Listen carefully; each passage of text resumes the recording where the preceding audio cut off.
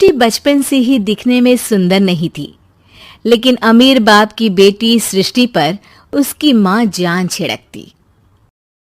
मेरी बेटी कितनी प्यारी है, भगवान सबको सृष्टि जैसी बेटी दे। सृष्टि धीरे धीरे बड़ी होती है।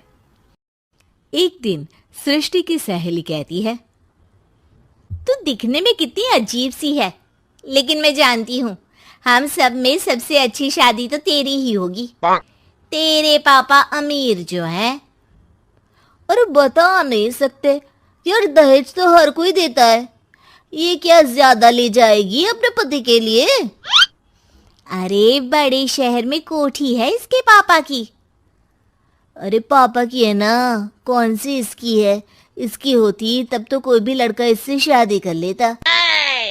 अरे पापा की मतलब पापा की है तो मेरी ही है ना?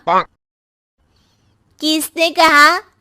अब तेरी तो तब होगी ना जब तेरा भाई ना हो। वैसे भी शादी के बाद सारी प्रॉपर्टी भाई के नाम होती है। सृष्टि समझ जाती है कि उसे किसी भी हालत में माँ बाप की सारी प्रॉपर्टी को अपने नाम करना है, लेकिन कैसे? एक दिन सृष्टि का भाई शीनू कहता है, बहन क्या कर रही है? तुझसे एक बात करनी है। अरे हाँ हाँ करना, मैं तो तेरी बहन हूँ। बहन मेरी लाइफ में ना एक लड़की है, बहुत अच्छी है। मैं सोच रहा हूँ माँ और पापा से बात करूँ शादी के लिए। सृष्टि को समझ में आ जाता है कि भाई की शादी होते ही भाभी उसे एक दिन भी घर में बर्दाश्त नहीं करेगी।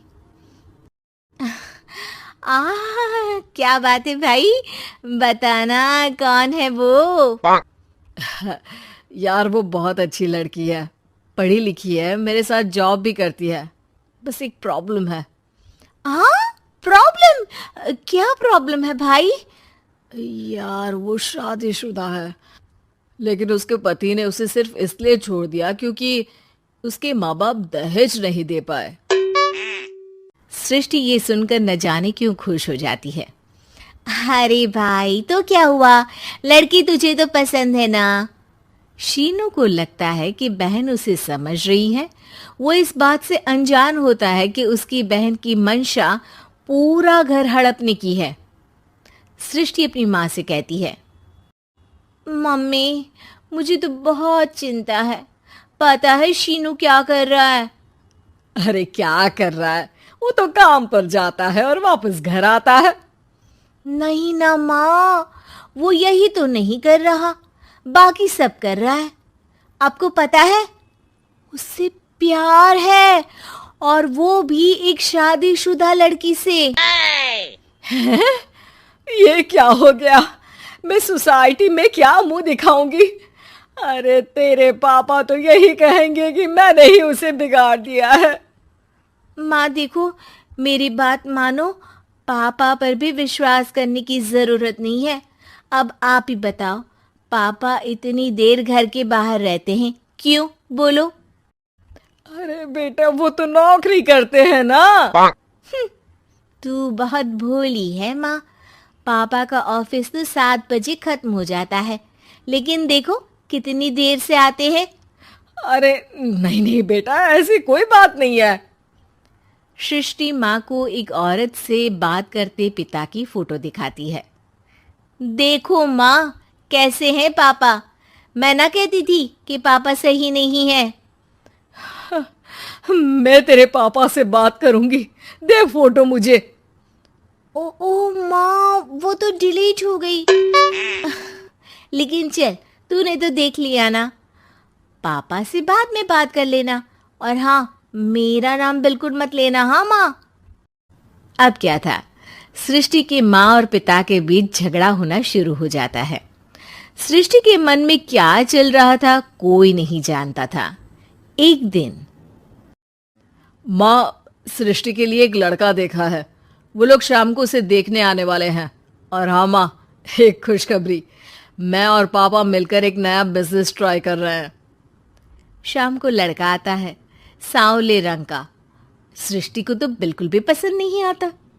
लड़की की माँ कहती है, लड़की का चेहरा तो कोई खास नहीं, लेकिन अगर मेरे बेटे को आप लोग सेटल कर दें तो मैं उसकी शादी आपकी बेटी से करवा दूं। सृष्टि को लड़का बिल्कुल पसंद नहीं था। उसे भाई पर गुस्सा आ जाता है। लड़के वालों के जाने के बाद कहती है, माँ देखा, शीनू मेरे लिए कैसा लड़का लेकर आया, न दिखाने लायक न सुनने लायक, सेटल भी नहीं, वो भी हम करे। अरे माँ मैं जानती हूँ ये मेरी शादी किसी भी घर में क्यों करवाना चाहता है। अरे कैसी बात कर रही है बहन, तूने तो देखा ना, लड़के को मैंने ही मना कर दिया तुझसे शादी के लिए। जिसने लड़का बताया था उसने उसकी बहुत तारीफ की थी। बात आई गई हो जाती है, लेकिन सृष्टि का मन शांत नहीं होता। क्या करूँ कुछ समझ में नहीं आ रहा। मेरी शादी हो गई तो ये लोग पूरी प्रॉपर्टी शीनू के नाम कर देंगे, मेरे हाथ तो कुछ लगेगा ही नहीं। तभी सृष्टि को आइडिया आता है। वो किसी वकील को फोन करती है। जी देखिए, अगर आपके मम्मी पापा का तलाक हो जाता है तो आपके पिता की आधी प्रॉपर्टी आपकी माँ के नाम हो जाएगी, फिर उसे वो किसी को भी दे सकती है। सृष्टि अब माँ को बेटे के खिलाफ भरती है। माँ शीनू पर नजर रखा करो, वो जिस लड़की के प्यार में है ना वो शादीशुदा है। यहाँ आएगी सारा पैसा रुपया जमीन जायदाद सब हड़प लेगी। पापा का भी हाल तुमसे छुपा नहीं है। ऐसा ना हो कि मैं और आप एक दिन सड़क पर भीख मांगे। हे भगवान, मैं तो जीते जी मर जाऊंगी अगर ऐसा हो गया तो। ऐसा हो गया नहीं माँ, ऐसा ही होगा। अभी समय है, आगे का सोच लो। मैं तो कहती हूँ पापा से आधी प्रॉपर्टी लेकर अलग हो जाओ।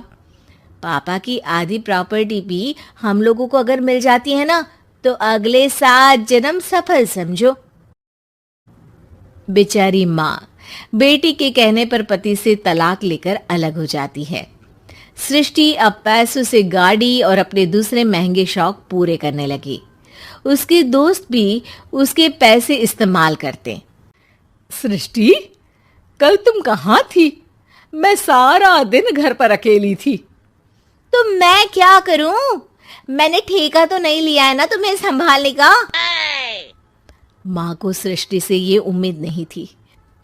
वो बैठकर रोने लगती है। वहीं उसका पति यानी कि सृष्टि के पिता आ जाते हैं। मैं जानता था कि तुम्हारा यही हाल होगा, तो आपने मुझे रोका क्यों नहीं? मैं रोकता तो तुम रुकती क्या? सृष्टि के कहने पर तुमने मुझ पर अपने बेटे पर शक किया, लेकिन तुम ये भूल गई कि कैसे हम दोनों ने मिलकर जीवन में इतना सब खड़ा किया। माँ पति के गले लग जाती है। मुझे माफ कर दीजिए, मैंने आपकी कमाई का एक बड़ा हिस्सा गवा दिया। कोई बात नहीं, तुम साथ हो तो मैं ऐसी 7 प्रॉपर्टी खड़ी कर दूंगा। तभी वहां सृष्टि आ जाती है रोते हुए। माँ, मयंक ने मुझे छोड़ दिया। वो बोल रहा था जब तक मेरे पास पैसे थे तब तक ही वो मेरे साथ था। पापा, माँ, मुझे माफ कर दीजिए।